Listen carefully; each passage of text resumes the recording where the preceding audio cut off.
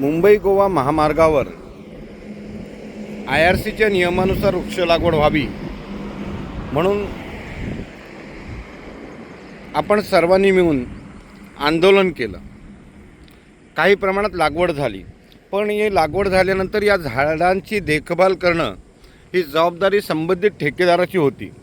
परंतु ही अवस्था ही आज पूर्णपणे ह्या झाडांची झाली. लोक पण इतके निर्लज्ज आणि बेशरम आहेत की या लोकांनी लावलेल्या जाळ्या प्लास्टिकच्या त्या काढून नेलेल्या आहेत. आणि दुर्दैवाची बाब अशी की आम्ही 10 वेळा ठेकेदारांना आणि हायवे अथॉरिटीला सांगूनही येथील गवत आणि ही सफाई न केल्यामुळे लोकांनी आग लावून ही झाडं अशी जळून खाक झालेली आहेत.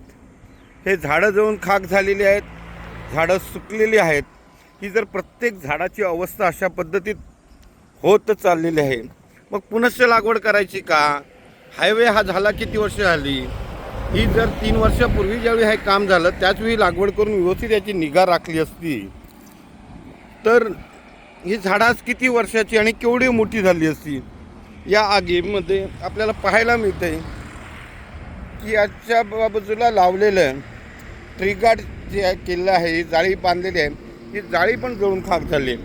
एवढा आपण दुर्लक्ष करून कसं चालेल?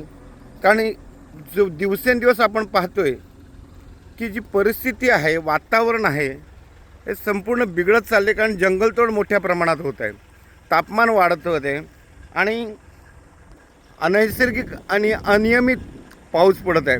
तर याकडे हायवे प्रशासनानं तात्काळ लक्ष द्यावं